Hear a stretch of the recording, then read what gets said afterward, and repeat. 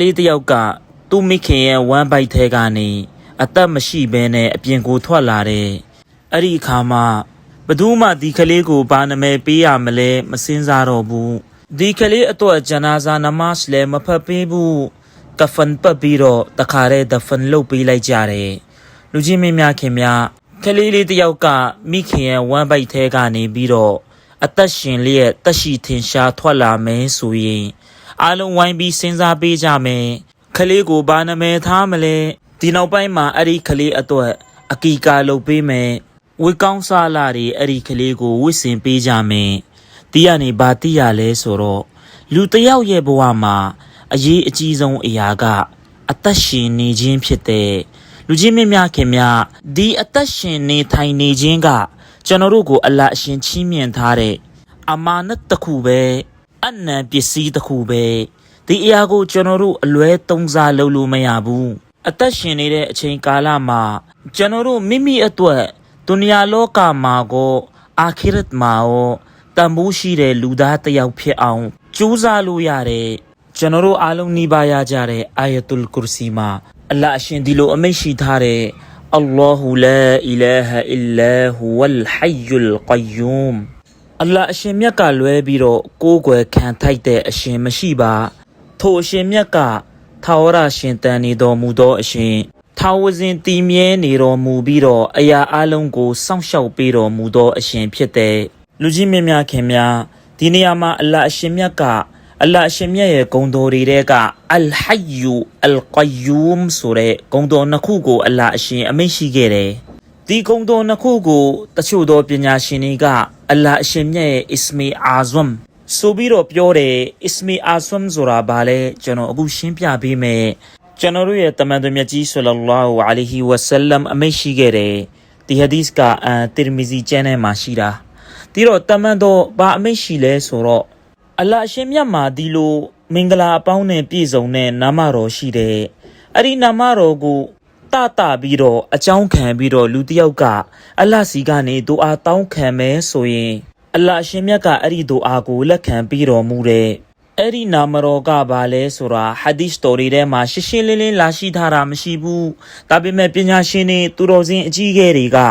အလ်ဟိယူနဲ့အလ်ကယျူမ်ကိုအလ္လာဟ်အရှင်မြတ်ရဲ့အစ္စမီအာဇမ်ဆိုပြီးတော့ဆိုကြတယ်အဲ့ဒီအတွက်ကြောင့်ဒူအာတောင်းတဲ့အခါမှာကျွန်တော်တို့ယာဟိယူယာကယျူမ်အလ္လာဟ်အရှင်မြတ်ရဲ့ဒီဂုဏ်တော်တွေကိုတရိယာတာပြီးတော့ဒူအာတောင်းကြတာကျွန်တော်တို့တွေကြားဘူးကြလိမ့်မယ်လေးစားတဲ့လူကြီးမင်းများခင်များဒီတော့ကျွန်တော်တို့တွေအသက်ရှိနေတဲ့ခန္ဓာကိုယ်တွေကိုပိုင်ဆိုင်ထားတဲ့ဒီအချိန်မှာကျွန်တော်တို့မိမိကိုယ်ကိုပြုပြင်လို့ပြောင်းလဲလို့ရသေးတယ်ပြုပြင်ပြောင်းလဲတယ်ဆိုတာကတနေ့ကို2နာရီ3နာရီဒူအာတွေတောင်းခိုင်းနေတာမဟုတ်ဘူးအီဘာဒတ်တွေလုပ်တဲ့အခါမှာခံစားချက်နဲ့အီဘာဒတ်လုပ်ရမယ်9မိနစ်10မိနစ်ပဲလက်ဖြန့်ပြီးဒူအာတောင်းသည်ဖြစ်ပါစေစိတ်ပါဝင်စားရမယ်ခံစားချက်နဲ့အလ္လာဟ်ရှိမှတောင်းခံရမယ်အဲ့ဒီ10မိနစ်ဒူအာတောင်းခံခြင်းကစိတ်မပတပါနဲ့တနာရီလောက်ဒူအာတောင်းခံနေတာတဲ့ပို့ပြီးတော့ကောင်းတယ်ပို့ပြီးတော့လက်ခံနိုင်ခြင်းရှိတယ်တခါတလေရှဘေဘရာညတွေမှာကဒရညတွေမှာအီမမ်ဆပ်ကနိုင်ဝက်လောက်ကြာတဲ့အထိတချို့တွေတနာရီလောက်ကြာတဲ့အထိဒူအာတောင်းနေ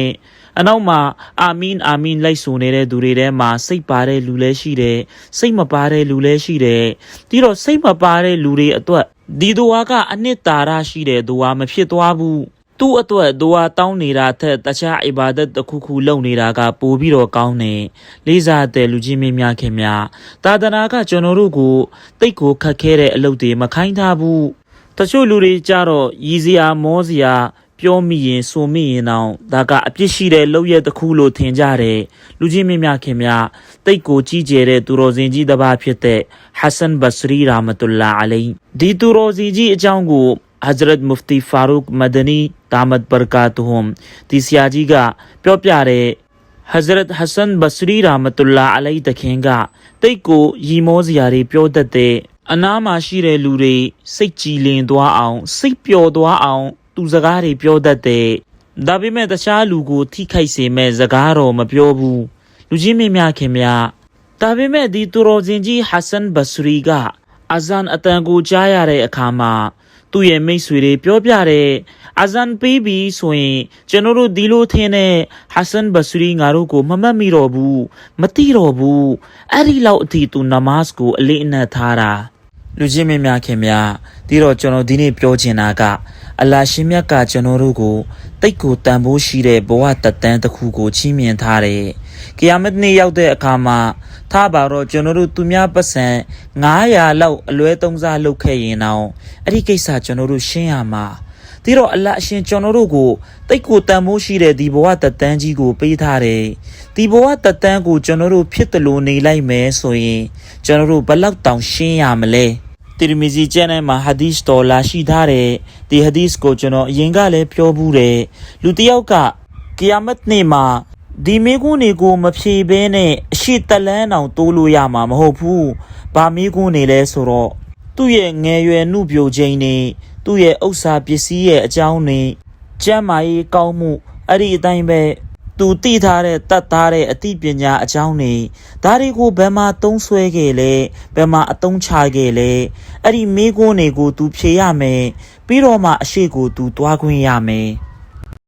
လူကြီးမင်းများခင်များဒီမိကုန်းတွေကိုကျွန်တော်လည်းဖြေရမှာပဲကျွန်တော်ရဲ့အသိပညာတွေဘယ်မှာအသုံးချခဲ့လဲမိခံရမှာပဲကျွန်တော်တို့တွေကိုယ့်အတွက်ကိုပူရမယ်လူတစ်ယောက်ကတာသနာရဲ့အသိပညာတွေရှိတဲ့ကိုနာရီကျူးလွန်နေတဲ့ညဉ့်ညမ်းတဲ့ကိစ္စတွေလုပ်နေတဲ့ကျွန်တော်တို့သူ့ကိုမကောင်းပြောနေလို့ဝေဖန်နေလို့ဘာမှမထူးလာဘူးသူလှုပ်တဲ့လှုပ်ရက်ကတော့မကောင်းဘူးဒါကိုမကောင်းမြင်လို့ရတယ်ဒါပေမဲ့သူ့ကိုကျွန်တော်တို့မကောင်းမြင်နေမဲ့အစားသူ့အတွက်အလ္လာဟ်ရှင်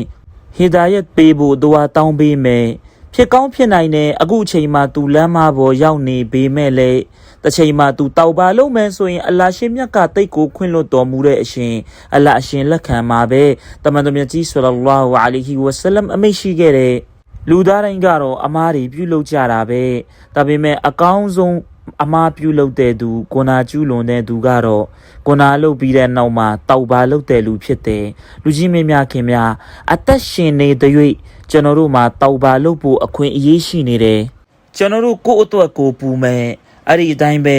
ခင်ပွန်းဖြစ်တဲ့သူကပြန်စဉ်းစားမယ်ငါဇနီးပေါ်မှာငါတာဝန်ချေရဲ့လားငါသားသမီးပေါ်မှာငါတာဝန်ချေရဲ့လားဇနီးကစဉ်းစားငါယောက်ျားပေါ်မှာငါတာဝန်ကိုချေရဲ့လားတဖြည်းဖြည်းနဲ့အမားတွေကိုစင်ကျင်လာမယ်အလ္လာဟ်အရှင်နှစ်သက်တဲ့ဘဝတတန်းတစ်ခုကိုကျွန်တော်တို့ရရှိလာမယ်ကျွန်တော်ဝါကီယာလေးတစ်ခုကိုပြောပြပြီးရင်ညီကုန်းချုပ်ပါမယ်တခါက Hazrat Fudail bin Ayaz rahmatullah alayhi ဆိုတဲ့သူတော်စင်ကြီးတစ်ပါးရှိခဲ့တယ်ဒီပုဂ္ဂိုလ်ကတိတ်ကိုစိုးသွမ်းခဲ့ဘူးတယ်ဘာတွေလုပ်ခဲ့လဲဆိုတော့သူနေတဲ့အတိုင်းပြည်ဒေသမှာတိတ်ကိုနာမည်ကြီးဓမြတယောက်ဖြစ်ခဲ့တယ်အဲ့ဒီဒေသအခုခေတ်ဆိုရင်တော့အီရန်နိုင်ငံရဲ့အနားမှာရှိလိမ့်မယ်အဲ့ဒီဒေသမှာသူကတိတ်ကိုကြော်ကြားတယ်လူတွေသူ့ကိုတိတ်ကြောက်တယ်သူနေတဲ့နေရာအနားကနေပြီးတော့ညဘက်ဘယ်သူမှမဖြတ်ရဲကြဘူးအဲ့ဒီလောက်အထိဓမြတိုက်ပြီးတော့လူတွေရဲ့ဥစ္စာပစ္စည်းတွေကိုမတရားယူတယ်ညှဉ်းပန်းနှိပ်စက်မှုတွေလုပ်တယ်တရက်မှာသူအုတ်တိုင်းတစ်ခုအပေါ်ကိုတွယ်ပြီးတော့တတ်တယ်အဲ့ဒီလိုတတ်နေရင်းနဲ့သူ့ရဲ့နားထဲမှာကျမ်းတော်မြတ်ကုရ်အာန်ဖတ်နေတဲ့အတန်ကိုကြားလိုက်ရတယ်သူကြားလိုက်တာကကျမ်းတော်မြတ်ကုရ်အာန်ဆူရာဟာဒီသ်ထဲကအာယတ်တော်တစ်ပိုက်ဖြစ်တဲ့အဲ့ဒီအာယတ်ကအလမ်ယအနီလလ်ဒီနအာမနူအန်တခရှအကူလူဘူဟွမ်လီဇီကရီလာအတိတ်ဘက်ကအလ္လာဟ်ရှင်မြတ်ရဲ့ဆုံးမဩဝါဒတော်တွေကြားရောက်ပြီးတဲ့နောက်မှာလဲထိုသူတွေရဲ့နှလုံးသားတွေကအမှန်တရားကိုလက်ခံဖို့အချိန်မတန်သေးဘူးလားလူကြီးမင်းများခင်များဒီအာယတ်ကဖူဒိုင်ဘင်အာယာဇ်သူ့ရဲ့နှလုံးသားကိုပြောင်းလဲပေးလိုက်တယ်သူချက်ချင်းတုန်လှုပ်သွားတယ်စိတ်ထဲမှာဒီလိုပြောမိတယ်ငါအတွက်အချိန်တန်သွားပြီမကောင်းမှုတွေကိုဆွတ်လွတ်ရတော့မယ်အဲ့ဒီနောက်မှာလူအများရှေ့မှာဖူဒိုင်ဘင်အာယာဇ်ကတောက်ပါလုပ်ခဲ့တယ်တောက်ပါလုပ်ပြီးတဲ့နောက်မှာဟူကူကုလ်အီဘာတ်တီအများကြီးသူဖောက်ဖျက်ခဲ့တယ်သူမတရားယူခဲ့တဲ့ဥစ္စာပစ္စည်းတွေအားလုံးကိုအဲ့ဒီပိုင်ရှင်နေစီကိုသူပြန်ပေးခဲ့တယ်အားလုံးကိုသူတောင်းပန်တဲ့အဲ့ဒီနောက်မှာတာသနာနဲ့ပတ်သက်တဲ့အသိပညာတွေကိုသူသင်ယူတဲ့နောက်ဆုံးမှာသူမကာမြို့ကိုတွားပြီးတော့သူ့ဘဝရဲ့နောက်ဆုံးအချိန်တွေကိုကုန်ဆုံးခဲ့တယ်လေးစားတဲ့လူချင်းမင်းများခင်များဒီဖူဒိုင်ဘင်အာယာဇ်က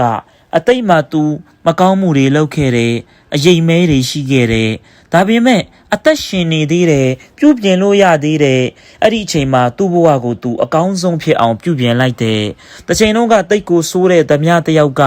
ဒီလိုကောင်းတဲ့ဘဝကိုရောက်သွားတယ် तू အာလင်တယောက်ဖြစ်ခဲ့တယ်အလ္လာဟ်အရှင်မြတ်ရဲ့အချစ်တော်သူတော်စင်တပါးပါဖြစ်ခဲ့တယ်